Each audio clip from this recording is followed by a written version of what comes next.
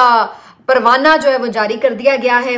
उसके बाद जनाब आपको बताएंगे कि क्या खबरें हैं जो मुर्तजा सुलंगी साहब ने बिटवीन द लाइंस दे दी हैं सहाफ़ियों को आज प्रेस कॉन्फ्रेंस में। उसके बाद जनाब जिक्र करेंगे कि कौन इंतखाबात में इन हो रहा है और कौन हो रहा है आउट। डॉक्टर यास्मीन राशिद साहिबा के लिए एक खुशखबरी है और वो खुशखबरी आपके साथ शेयर करेंगे। फिर जनाब कुछ बात करेंगे कि क्या हमारे जो मुल्क में हालात हैं उसके ऊपर मुख्तलिफ जो रहनुमा हैं, एक तरफ वो अवाम जो बेचारी इस वक्त एक बहुत ही मुश्किल सूरत हाल से दो चार है, और वहां पर हमारे जो रहनुमा हैं वो किस तरह बेहिस्से हैं और क्या उनकी अयाशियां हैं, उसके ऊपर थोड़ी बात करते हैं। आपसे रिक्वेस्ट है कि चैनल को सब्सक्राइब कर लें अगर अभी तक सब्सक्राइब नहीं किया। और एक चीज मैं और इसमें शामिल कर दूं कि जो कामरान खान साहब ने एक बड़ा जबरदस्त पोल कंडक्ट किया, उसकी भी कुछ जो रिजल्ट्स हैं आपके साथ शेयर करेंगे। बहुत कुछ है जी। सबसे पहले इमरान खान साहब की अपडेट्स आपको दे देते हैं। इमरान खान साहब आज जेल में मीडिया के नुमाइंदों से गुफ्तगू कर रहे थे और वहां पर वो उनसे इलेक्शन से मुतालिक ज़ाहिर है बातचीत करना चाह रहे थे, लेकिन इस दौरान जो सुपरिटेंडेंट जेल हैं उन्होंने इमरान खान साहब को रोका और उसके ऊपर मना किया कि आप मीडिया से बात ना करें। तो इसके ऊपर फिर इमरान खान साहब की उनके साथ तल्ख कलामी हुई। वहां पर जेल खाना जात के आईजी भी मौजूद थे और उन्होंने भी इमरान खान साहब को मना जब किया तो इस पर इमरान खान साहब ने उन्हें कहा कि उनका हक है कि वो मीडिया से बात कर सकते हैं और वो इस तरह उन्हें रोक नहीं सकते। तो यहाँ पर फिर थोड़ी सी तल्ख कलामी बढ़ी और उसके बाद फिर जो ये दोनों अफसरान थे इन्होंने वहां से मीडिया को चले जाने के लिए कहा और कहा कि अदालत से मीडिया को निकाल दिया जाए और फिर अल्टीमेटली मीडिया के नुमाइंदों को जाना पड़ा। लेकिन इस दौरान इमरान खान साहब से उनकी थोड़ी गुफ्तगू हो गई जिसमें इमरान खान साहब ने अहम पैगाम दिया, कारकुनान के नाम भी, लोगों के नाम भी, और कहा कि ये बड़ा फैसला कुन इलेक्शन है और इसका जो मुकद्दर है वो इस आपके हाथ पे, वोट की पर्ची में है और इसमें अगर आप बड़ी तादाद में निकलेंगे तो फिर आप इस पूरे जुल्म के निज़ाम को शिकस्त दे सकते हैं। साथ ही साथ इमरान खान साहब ने ये पैगाम दिया है कि 8 फरवरी से पहले जरूरी ये है कि कैंपेन को तेज किया जाए और इस सिलसिले में इतवार से बाकायदा एक ओपन किस्म की कैंपेन जो है वो शुरू की जाए। पीटीआई की तरफ से तमाम कारकुन इतवार के दिन बाहर निकलें। तो एक दफा फिर से इमरान खान साहब ने पीटीआई के कारकुनों, वोटर सपोर्टरों को बाहर निकलने के लिए जारी कर दिया है ऐलान और अब देखते हैं कि उनकी कॉल पर क्या होता है। तो बहरहाल जी ये एक वाकया पेश आया। अलीमा खान साहिबा इसके ऊपर काफी गुस्से में नजर आई। मीडिया टॉक में उन्होंने इस बात पर एहतजाज किया कि इमरान खान साहब से बदतमीजी क्यों की गई। उन्होंने कहा कि ये जो अफसरान थे बेसिकली इमरान खान साहब से बदतमीजी इन्होंने की है और बदतमीजी के लहजे में बात की है जो कि बिल्कुल काबिल कबूल नहीं है। और बड़ा एक चीज उन्होंने बड़ी राइटली पॉइंट आउट की कि अभी तक हमने ऐसी कोई शिकायत नहीं सुनी है किसी हवाले से भी कि इमरान खान साहब इतने महीनों से जेल में हैं लेकिन वो किसी से बदतमीजी करते हो या लोअर स्टाफ से किसी पर गुस्सा करते हो। तो ये बड़ा अनफॉर्चुनेट है कि कोई आपके साथ इतने अच्छे से बिहेव कर रहा है और आप उसके साथ बदतमीजी से पेश आ रहे हैं। हालांकि यही जो हमारी पंजाब पुलिस है स्पेशली और बाकी भी सूबों में ये सब चीज हम देखते हैं कि वीआईपी प्रोटोकॉल में ये लोग कैसे झाड़ खा रहे होते हैं, कैसे हाथ बांध के खड़े होते हैं। और यकीन मानिए पंजाब पुलिस तो बिल्कुल ही शरीफों की नौकर बनी हुई है इस वक्त। बिल्कुल जिसको कहते हैं ना कि ये तो जब ऑपोजिशन में भी होते हैं ना तो पंजाब पुलिस फिर भी उन्हीं की नौकरी कर रही होती है। ये मैं आपको बता दूं, ये इनके हालात हैं पंजाब पुलिस के। तो ये बिल्कुल ठीक बात है कि बाकी लोग इनको फिर जूते की नोक पर रखते हैं, इनको इनकी औकात में रखते हैं तो ये लोग ठीक रहते हैं। जब इनसे इज्जत से बात की जाती है तो फिर इन लोगों को इज्जत रास नहीं आती। तो ये सूरत हाल है जी पंजाब पुलिस की। बहरहाल ये आज वाकया अनफॉर्चुनेट था लेकिन पेश आया। उसके बाद बैरिस्टर अली जफर साहब भी आज बता रहे थे कि इमरान खान साहब ने इतवार के दिन बाकायदा एक ओपन कैंपेन के लिए कहा है। बाकी सोशल मीडिया पर चल रही है, कुछ लोग अपने अपने हलकों में थोड़ी बहुत कैंपेनिंग, कॉर्नर मीटिंग्स वगैरह कर रहे हैं, लेकिन पीटीआई की तरफ से अभी भी कोई बड़ा जलसा, एक ऑर्गेनाइज्ड बड़ा जलसा नहीं किया गया है। तो मेरा ख्याल है कि अब इस पर पीटीआई को करना होगा काम। बाकी इन आउट की बात बताऊं तो आपको बताऊं कि जी फवाद चौधरी साहब ने आज इलेक्शन का बाकायदा बॉयकॉट कर दिया है। फवाद चौधरी साहब, उनके भाई, उनके कजन्स जो इस जहलम के हलकों में बहुत असर रसूख रखते हैं और बड़े काम भी इन्होंने किए नो डाउट, लेकिन फवाद चौधरी साहब को काफी मुश्किलात का सामना करना पड़ा इस दफा और अल्टीमेटली आज उन्होंने एक खत जारी किया है, और ये खत जारी किया उन्होंने इलेक्शन कमीशन के नाम, और उसके बाद उन्होंने इस खत के इख्तिताम पर यह ऐलान भी किया कि वो और उनकी फैमिली इलेक्शन के बॉयकॉट का ऐलान करती हैं। उन्होंने इस खत में तहरीर किया है कि किस तरीके से उनको इलेक्शन लड़ने से रोका जा रहा है, उनके लिए रुकावटें खड़ी की जा रही हैं। पहले कागजात जमा नहीं होने दिए गए, फिर इल्जाम लगा दिया गया कोई जमीनों का, वो वाला मसला उन्होंने हल किया, जाके बताया कि कोई जमीनें वगैरह ऐसी नहीं है जो डिक्लेयर ना हो। तो एक फजूल सा ऑब्जेक्शन लगाया गया कि जी इजी पैसा का जो अकाउंट है वो आपने मेंशन नहीं किया। और फिर उसके बाद यहाँ पे बस नहीं है, थ्रू आउट ये मुझे बता रहे हैं, और मैं इस पे इसलिए भी कह सकती हूँ क्योंकि आपको मालूम है कि फैसल चौधरी साहब जो फवाद चौधरी के भाई हैं वो मेरे साथ शो पे एक परमानेंट पैनलिस्ट है, तो उनसे जब भी हमारी बात होती है थोड़ी बहुत, जाहिर है मैं उनसे कोशिश करती हूँ कि इनसाइड कुछ जान सकूं, तो वो थ्रू आउट इस बात के ऊपर मुझे बताते रहे हैं कि उनके जो हल्के के कारकुन हैं उनके साथ बहुत बदतमीजी की जा रही है, छापे पड़ रहे हैं, लोगों को गिरफ्तार किया जाता है बार बार, और काफी उनके लिए मसाइल क्रिएट किए जाते हैं। तो ये सब भी चलता रहा। फिर फवाद चौधरी साहब के पेपर्स जो थे वो बिल्कुल ही मुस्तरद कर दिए गए। फैसल चौधरी साहब के कागजात मंजूर हो गए थे, लेकिन इसके बावजूद भी उन्हें भी यही पैगाम दिए जा रहे थे कि वो भी इलेक्शन ना लड़ें। और जो उनसे भी छोटे भाई हैं फराज चौधरी, उनको तो ये पैगाम दिया गया कि आप जेल में ही दोबारा नजर ना आए। तो ये सारी सूरत हाल है। उनकी जो पूरी फैमिली है वो काफी ज्यादा इनका इस वक्त टॉर्चर बर्दाश्त कर चुकी है, और काफी ज्यादा उनके लिए मुश्किलात भी लाई गई हैं। हालांकि फवाद चौधरी साहब बहुत पहले ही पीटीआई से यानी चले गए थे, उन्होंने एक ट्वीट के जरिए लाताल्लुकी का ऐलान कर दिया था, लेकिन उनसे फरमाइश कुछ जरूरत से ज्यादा थी जो कि वो पूरी नहीं करना चाह रहे थे। और अल्टीमेटली अब सूरत हाल ये है कि फिर उनकी जो पूरी फैमिली है उन्होंने भी भुगता है, और अब वो तंग आकर उन्होंने कहा जब आपने इलेक्शन लड़ना ही नहीं देना तो फिर ऐसे इलेक्शन को हम भी क्यों लेजिटिमेसी दें। तो फवाद चौधरी साहब ने कहा कि इलेक्शन कमीशन से इस्तीफा मांगना भी बेकार है, लिहाजा हम खुद ही इलेक्शन से बॉयकॉट कर जाते हैं। तो फवाद चौधरी साहब और उनकी पूरी फैमिली अब जेलम के इलेक्शन से बिल्कुल अलग हो गए हैं। तो ये एक अनफॉर्चुनेट बात है। जो मुख्तलिफ लोग हैं जो हल्कों में काम करते हैं और जो हमें मुख्तलिफ मिनिस्ट्रीज में नजर आए, उन्होंने सर्व किया, उनको अगर आप इस तरीके से इलेक्शन प्रोसेस से बाहर निकाल दें तो ये काहे की जमहूरियत है। देखिए इलेक्शन की जमहूरियत की तो बेस ही इलेक्शन है ना। तो अगर आप किसी को लड़ने नहीं दे रहे, किसी को वोट नहीं डालने दे रहे, तो फिर ये ड्रामा क्यों हो रहा है। मैं तो बार बार कह रही हूँ कि ये ड्रामा हो क्यों रहा है, ये समझ नहीं आ रही है। जब किसी से आपने बल्ला छीन लिया, किसी से आपने कागज छीन लिए, अब आपने वोटर सपोर्टर को पोलिंग स्टेशन तक पता नहीं आने देना है कि नहीं आने देना, और आप अभी भी इस पे रुक नहीं रहे, अभी आपने इंटरनेट भी छीनना है, तो क्या क्या छीनेंगे आप। तो इससे बेहतर है भाई आप ना करवाएं इलेक्शन। क्यों करवा रहे हैं आप इलेक्शन, एक नोटिफिकेशन जारी करें और बना दें जिसको वजीर आजम आपने बनाना है। तो ये एक अजीब सी मुल्क में ला हासिल सी एक्सरसाइज है जिसके ऊपर पैसा भी खर्च किया जा रहा है बिला वजह, और पूरा एक हंगाम भी मचा हुआ है बिला वजह का। तो बहरहाल जी फवाद चौधरी साहब साइड पर हो गए हैं। इसी तरह की खबर हमाद अजहर साहब के वाले से, खैर वो साइड पे नहीं हुए, इसी तरह से मुराद ये कि उनके घर भी यही फस्तायत हमें नजर आ रही है कि जहां पर उन्होंने ये क्लेम किया कि रात को 2 बजे उनके घर के ऊपर धावा बोला गया और आके तोड़फोड़ की गई है। हालांकि उनके जो बूढ़े वालिदैन है वो उस वक्त घर पे अकेले थे। उन्होंने पिक्चर्स भी शेयर की हैं अपने ट्विटर अकाउंट पर तोड़फोड़ की। तो ये कंटिन्यूसली उनकी फैमिली को भी हरासा किया जा रहा है। पहले भी इस किस्म का वाकया पेश आया था। एक दफा तो उनके वालिद साहब को ले भी गए थे साथ और फिर बाद में छोड़ा गया था। तो ये भी एक अगेन काबिल मुजम्मत चीज। फिर उसके बाद हम देख रहे हैं कि मुर्तजा सुलंगी साहब इन तमाम हालात में आकर ये कह रहे हैं, अच्छा अब ये सारी चीजें एक तरफ हो रही हैं, दूसरी तरफ चीजें होती हैं कि आप कहते हैं कि जनाब अदालत कोई आपको रिलीफ देगी, या आपकी तवज्जो होती है कि चलो यार आप कोई सोशल मीडिया पर आवाज उठा लेंगे, मीडिया पर आवाज उठा लेंगे। मीडिया के हालात तो खैर बिल्कुल ऐसे हैं कि उन पे तो आप मतलब वो पढ़ लें, इन्ना लिल्लाह पढ़ लें। बाकी जो ये बात है कि जी सोशल मीडिया, तो उसका बंदोबस्त बार बार ये किया जा रहा है कि जी इंटरनेट बंद कर दें। आज मुर्तजा सुलंगी साहब ने अहम प्रेस कॉन्फ्रेंस की जिसमें उन्होंने सहाफियों के सवालों के जवाब भी दिया, और मेरा ख्याल है ये एजाज सैयद साहब का सवाल था। इससे पहले वो जियो के रिपोर्ट कार्ड में इसके ऊपर बाकायदा अपनी खबर के तौर पर ये बता चुके हैं कि जो इलेक्शन डे है उससे एक दिन पहले और उसके एक दिन बाद तक, यानी इलेक्शन के 2-3 दिनों में इंटरनेट बंद रहेगा, मुअत्तल रहेगा।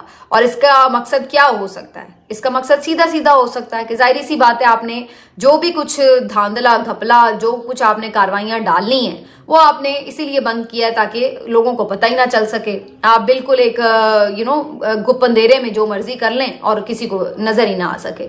तो ये आपने जब काली कार्रवाइयां, स्याह कारनामे करने होते हैं, वारदातें डालनी होती हैं, तो फिर आप इसी तरह की हरकतें करते हैं। जब आपका सब कुछ शफाफ होता है तो आप कहते हैं भाई बिल्कुल, इंटरनेट भी खुला है, मेन स्ट्रीम चैनल भी खुले हैं, इंटरनेशनल मीडिया भी खुला है, आए भाई जिसने आके देखना देखें, बिल्कुल साफ शफाफ इलेक्शन हो रहे हैं। लेकिन जब आपको पता है कि आपने बेसिकली इलेक्शन नहीं कराने हैं, आपने तो बेसिकली वारदात डालनी है, तो उस तरह की जो वारदात डालते हैं तो वो फिर इसी किस्म के हरकंडे आजमाते हैं कि वो फिर हर चीज बंद करते हैं। तो ये वाली सूरत हाल में नजर आ रही है। और अब ये उन्होंने मुर्तजा सुलंगी साहब से जब सवाल किया एजाज सैयद ने, तो उन्होंने कहा कि वो इस बात की गारंटी नहीं कर सकते कि इंटरनेट में तातुल नहीं आएगा, यानी कि तातुल आएगा, आप इस चीज के लिए मेंटली प्रिपेयर हो जाएं। तो जहां पर आप इलेक्शन में बाकी चीजों पर ये कोशिश कर रहे हैं, सोच रहे हैं कि जी वोट पे पैरा कैसे देना है, जाना कैसे है, मैनेज कैसे करना है, तो वहां पे ये भी सोच के रखें कि इंटरनेट को कैसे मैनेज करना है। मुझे भी सोचना पड़ेगा क्योंकि आपसे रब्ता कैसे होगा इन 3 दिनों में, ये भी सोचने की बात है। तो बहरहाल एक तरफ ये और दूसरी तरफ सुप्रीम कोर्ट का भी कोई दरवाजा खटखटाए ना भाई, वहां से भी कोई उम्मीद ना रखी जाए। वहां पर भी काजी साहब बराजमान है और पहले तो उन्होंने JIT बनवा दी और उसके बाद अब उनके ऊपर जी तनकीद ना की जाए। और अब एक और हुक्मनामा जारी हुआ है सुप्रीम कोर्ट की तरफ से, जिसमें खास तौर पर जो लोग वहां पर हेयरिंग के लिए जाते हैं, रिपोर्टर, सहाफी वगैरह, उनके ऊपर सख्त पाबंदियां लगा दी गई हैं। और ये कहा गया है कि जी एक तो आप फोन लेके अंदर कोर्ट में नहीं जा सकते, कोई वहां पे वीलॉग्स रिकॉर्ड नहीं हो सकते, किसी का इंटरव्यू आप नहीं रिकॉर्ड कर सकते, जैसे अक्सर सहाफी वगैरह कर लेते हैं, कोई आया हुआ है पेशे पे उससे पूछ ली कोई 2-4 बातें, तो ये सब नहीं चलेगा।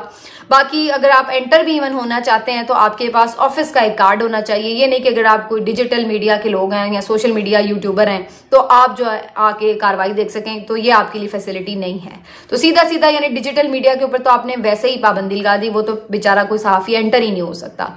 सिर्फ वो जो ऑफिस कार्ड रखते हैं चैनल्स के, और वो भी सिलेक्टिव से लोग होंगे, वरना जिसको नहीं लाना होगा उसको जाहिर है फिर कोई और रुकावट डाल देंगे, और वो भी फिर विदाउट फोन। तो इस तरह का एक ये तो वैसे अल्लाह माफ करे जो ये नौ आबादियाती निज़ाम थे ना, वो उस वक्त भी इससे बेहतर सूरत हाल थी। इस तरह तो मेरा ख्याल है वो अंग्रेज भी नहीं करते होंगे जिस तरीके से ये लोग इस मुल्क में इन्होंने तमाशा लगाया हुआ है। और फिर आप देखिए तमाशे लग रहे हैं उन इदारों की तरफ से जो आज़ादी इजहार राय पर 2 दिन पहले आपको भाषण दे के जा रहे थे घंटे घंटे के कि जी ये बड़ी कीमती चीज है। अंदाजा लगाएं आप, है कि नहीं लतीफा पाकिस्तान एक, मतलब कमाल ही है, मतलब शर्म ही नहीं है, मतलब इस तरह के हम लोग हैं। तो बहरहाल जी इस पे बहुत सारे लोग वैसे ये भी कह रहे हैं कि सदरी तूर साहब जो कि आजकल खासे ये चीफ जस्टिस काजी फायज ईसा साहब पे तनकीद करते हुए नजर आते हैं, उनको भी रोका गया एक तरह से, क्योंकि वो भी ज़ाहिर है किसी चैनल से वाबस्ता नहीं है। तो बहरहाल ये तो वही जवाब दे सकते हैं, लेकिन कहानी मुख्तसर यही है कि भाई हर तरफ से रास्ता बंद करके आवाम का आंखें बंद करो, नाक बंद करो, सांस बंद करो, हर तरफ से उसको बंद कर दो। और ये आपको एक जो इन्होंने एक जुल्म करना है, जो इन्होंने एक वारदात डालनी है, वो ये डालनी है इन्होंने, और इसके लिए पूरी पैकिंग करके करनी है, फुल प्रूफ किस्म की पैकिंग, कि कहीं से कोई चीज इनकी वारदात लीक ना हो जाए। हालांकि जो कुछ ये कर रहे हैं ये खुद इटसेल्फ एक मुंह बोलता सबूत है कि इन्होंने क्या करना है। उसके बाद जनाब बात कर लेते हैं कि जो मैंने आपसे जिक्र किया शुरू में कि एक अफसोसनाक खबर है, इस्लामाबाद के जो एक्सप्रेस हाईवे है इसके ऊपर एक पेडेस्ट्रियल ब्रिज है, इसके ऊपर आज एक लटकती हुई लाश नजर आई है। मालूम नहीं है कि ये लाश कैसी थी, बिल्कुल सुबह सवेरे का टाइम लग रहा है जो वीडियो है, और इसमें लाश जो है बड़ा खौफनाक सा वैसे मंजर था, दिल दहला देने वाला, झूल रही थी, धुंध थी, बहुत शदीद डार्क था, और उसमें वो अकेली लाश झूल रही थी, नीचे से गाड़ियां गुजर वगैरह रही थी, लेकिन ऊपर बड़ी अजीब सी ये जो थी मंजर था। लेकिन इसकी कोई वजह अभी तक तो नहीं सामने आ सकी, किसकी लाश है और उसने कैसे, किसी ने क्या खुदकुशी किया या उसे किसी ने मारा है, ये तो सामने नहीं आ सका। लेकिन बज़ाहिर मुझे लग नहीं रहा कि ये किसी ने मारा है, क्योंकि आमतौर पर कोई मारता है, टारगेट किलिंग का कोई वाकया होता है तो वो इस तरह नहीं होता कि कोई आके लाश लटका दे। इस तरह की जो चीज़ है ये आमतौर पर ऐसा लगता है खुदा न खास्ता कोई खुदकुशी का ही वाकया है, और अब मालूम नहीं है कि इसकी रीजंस क्या है। लेकिन फिर अगेन ध्यान यही जाता है कि जो मुल्क में एक बेचैनी है, जो मुल्क में एक बेइंसाफी है, उसका कहीं ना कहीं असर तो निकलता है ना। लोगों की किसी को परवाह नहीं है, लोग बेचारे यहाँ पर बुरे हाल हैं, खाने पीने को उनके लिए पूरा नहीं पड़ रहा, गैस के बिल, बिजली के बिल उनसे दिए नहीं जा रहे, बच्चों की फीस वो दे नहीं सकते हैं, तो कोई कितनी देर बर्दाश्त करता है, हर एक की अपनी कैपेसिटी है, कोई बेचारा इस राह पे चला जाता है। खैर अब ये तो तहकीकात से ही पता चलेगा कि एग्जैक्टली ऐसा है या नहीं। लेकिन दूसरी तरफ हमारी अशराफिया है, आप अंदाजा लगाएं, मौलाना फजल रहमान साहब का एक क्लिप मैं देख रही थी, जुगनू मोहसिन साहबा ने उनका इंटरव्यू किया हुआ है, और समा टीवी के लिए, और उसमें वो सवाल कर रही हैं कि आप जो है आपकी बड़ी ज़मीनें वगैरह हैं, घर वगैरह। तो उन्होंने कहा नहीं नहीं मेरी तो कोई ज़मीन नहीं। तो उन्होंने कहा आपका ज़रिया माश क्या है? तो आगे से मौलाना फजल रहमान साहब पता है क्या फरमाते हैं? मैं ज़रिया माश कोई नहीं है, बस ये गैबी मदद है। अंदाज़ा लगाएं आप, इनके लाओ लश्कर, इनके महल, इनके महफिलें, इनके खाने पीने, इनकी दावतें, इनके जलसे, और अभी पिछले दिनों इनकी साहबजादे की शादी हुई है, इनकी शादियां आप देखें, और फिर आप अंदाज़ा लगाएं कि ये लोग कोई इनका सोर्स ऑफ इनकम ही नहीं है कि ये कैसे पैसा आ रहा है, कहाँ से आ रहा है, कोई पूछने वाला नहीं है इस मुल्क में।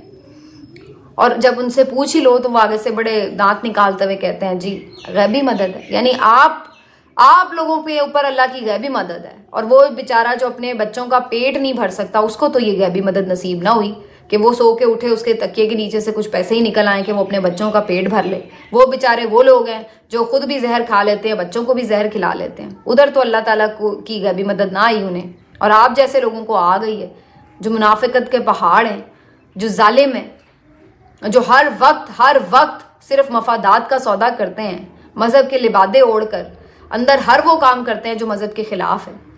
तो ये बस दिल जो है ना इस तरह की चीज़ों पे ऐसे फटता है ना कि मैं आपको बता नहीं सकती कि मेरी क्या कैफियत होती है।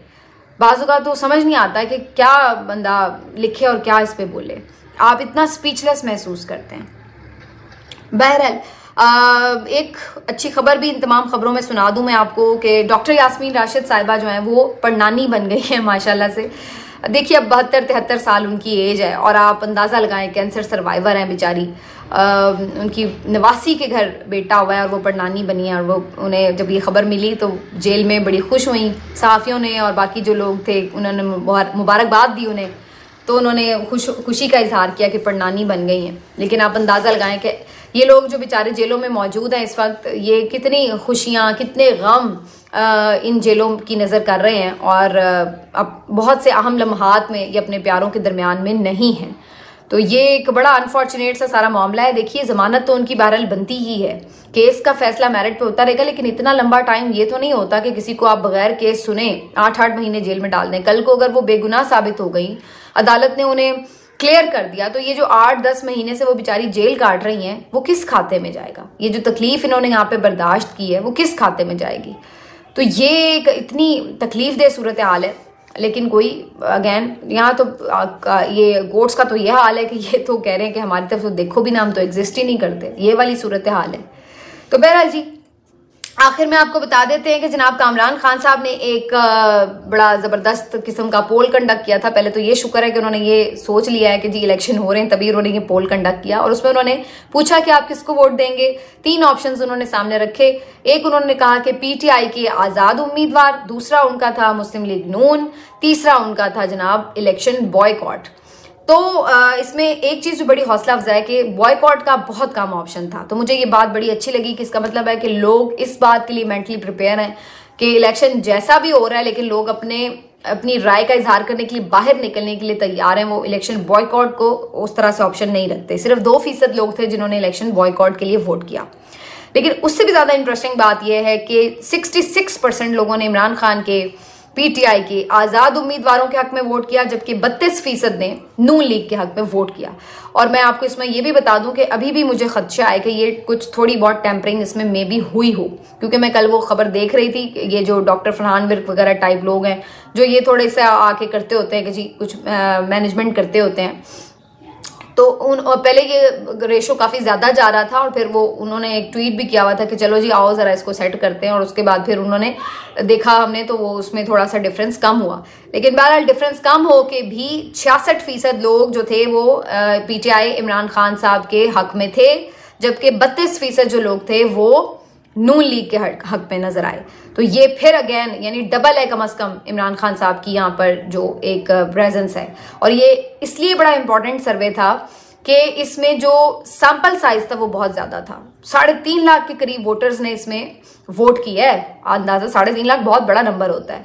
तो 3.5 लाख लोगों ने इसमें वोट दिया। 3.5 लाख, ये गैलप वैलप के सर्वे जो आपको बड़े दिखाए जाते हैं 10-15 हज़ार से ज्यादा इनका सैंपल साइज नहीं होता। तो आप अंदाजा लगाएं कामरान खान का सैंपल साइज 3.5 लाख था, जिसमें से 66% लोग जो है वो इमरान खान के साथ खड़े हुए हैं।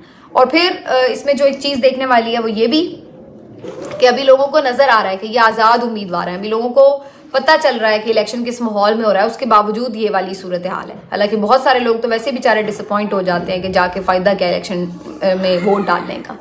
तो ये जो है उस लिहाज से। और फिर कामरान खान साहब ऐसे एक जर्नलिस्ट हैं जिनको मेरा नहीं ख्याल है कि आप ये कहेंगे कि सिर्फ पीटीआई वाले फॉलो करते हैं, उनको पीटीआई, पीएमएलएन, एमक्यूएम, हर सियासी जमात के लोग फॉलो करते हैं। तो इसलिए ये जो सैंपल साइज था इसमें आप ये नहीं कह सकते कि ये तो बंदा सिर्फ और सिर्फ चूंकि सारे पीटीआई वाले इनको फॉलो करते हैं तो लिहाजा जी ये उस टाइप का एक सर्वे है जहां पर सिर्फ उनके लोगों की राय आई है। कामरान खान साहब वो जर्नलिस्ट हैं जिनको बहुत सारे लोग फॉलो करते हैं और हर मकतबा फिक्र के लोग फॉलो करते हैं। तो इसलिए जो ये सैंपल साइज है इसमें हर मकतबा फिक्र की अक्कासी है। इससे आपको पता चल जाना चाहिए कि खल्क़े खुदा क्या चाहती है, लेकिन खल्क़े खुदा के रास्ते में मुसलसल रोड़े अटकाए जा रहे हैं और वो सबको नजर आ रहा है।